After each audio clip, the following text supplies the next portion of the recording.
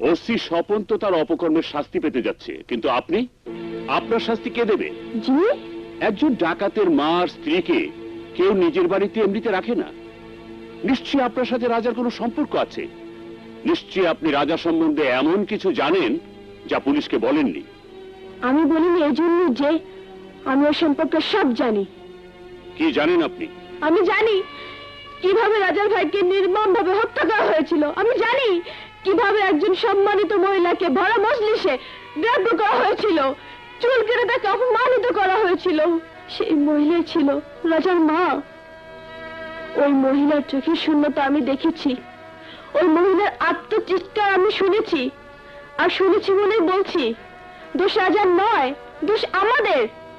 আমাদের এই সমাজে দুর্বলের উপর যখন অত্যাচার হয় তখন আমরা দাঁড়িয়ে দাঁড়িয়ে তামাশা দেখি, কোনো প্রতিবাদ করি না। মিস জবা, আপনি আমার একটা কাজ করে দেবেন? আমি রাজার সাথে দেখা করতে চাই।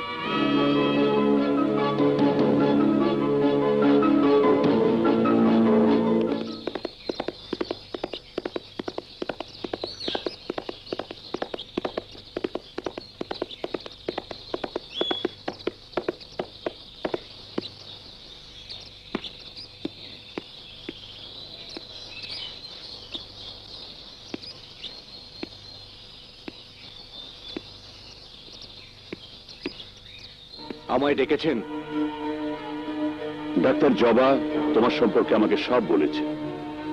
তোমার জন্য আমার দুঃখ হয়, তোমার কষ্টের কারণ আমি জানি, কিন্তু অত্যাচারের প্রতিশোধ নিতে গিয়ে তুমি যে যুদ্ধের প্রস্তুতি নিয়েছো সেটা ঠিক নয়। তাহলে কি ঠিক? এটাই তো খুঁজে বের করতে হবে। আজ তো তুমিও দোষী, আর সত্যি কথা বলতে কি আমিও দোষী।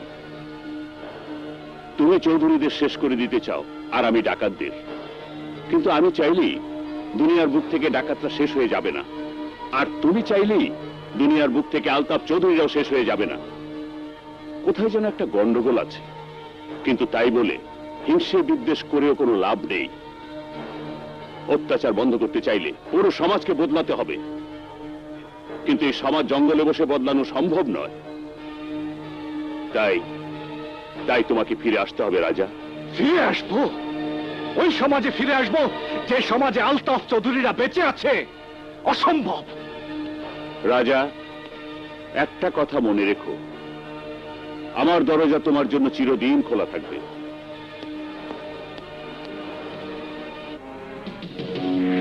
তোর দরজা আমার জন্য বন্ধ স্বপন। হুমকি দিয়ে আমাকে তুই বাধ্য করাতে পারবি না। তুই এখন বিশ্বরা ধরা সাপ, তোর চলে আর ভয় নেই। গ্রামের লোক সে কথা বুঝে গেছে, আর তাই তোর বিরুদ্ধে এসপির কাছে নালিশ করেছে। আপনি ইচ্ছা করলেই ওকে জবানবন্দি বদলাইতে পারেন, এই উপকার আপনি করতে হবে আলতাফ সাহেব। নাইলে আমার বিরুদ্ধে যদি গ্রামবাসী মুখ খোলে তাইলে আমি কিন্তু আপনারও ছাড়বো না, ডুবলে আপনার লইয়াই ডুবমু। তুই আমার ভাইকে হুমকি দিস, আজ তোকে মেরে।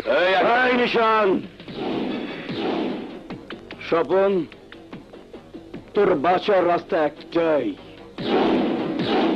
রাজার মাকে খুঁজে বের কর। কোথায় আছে রাজার মা?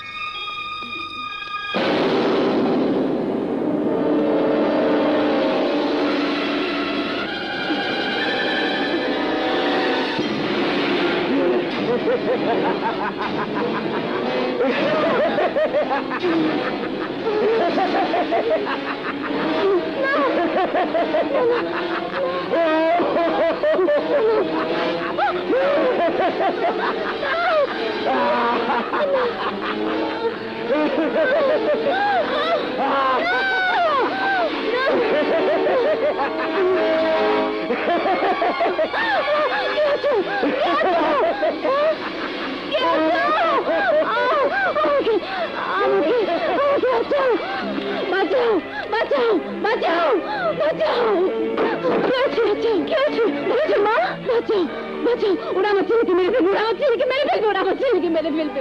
না মা, বাঁচাও, ওরা আমার ছেলেকে মেরে ফেলবে, ওরা আমার ছেলেকে মেরে ফেলবে। মা, বাঁচাও।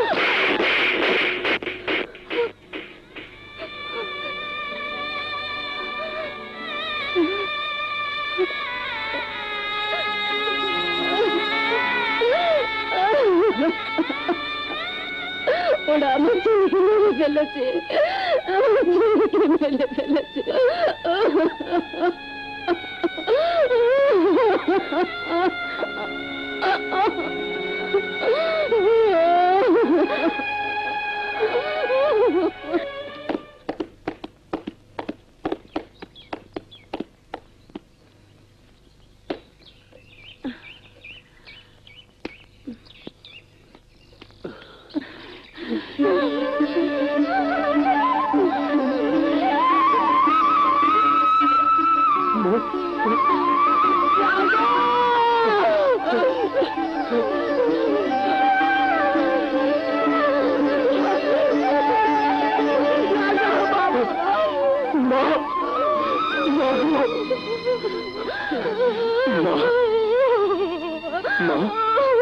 তুই কাঁদছিস? তুই কি করেছিস রাজা? এছাড়া আমার আর কোনো উপায় ছিল না মা। রাজা, রাজা,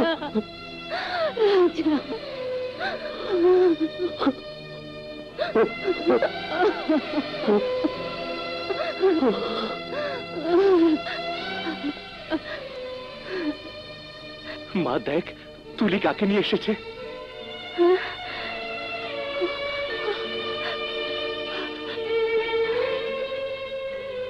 জমির বুকে ঝড় হয়, বন্যা হয়, বান আসে, ফসল নষ্ট হয়, বড় বড় গাছ উপড়ে যায়, তাই বলে জমি বাঞ্জা হয়ে যায় না বাবা।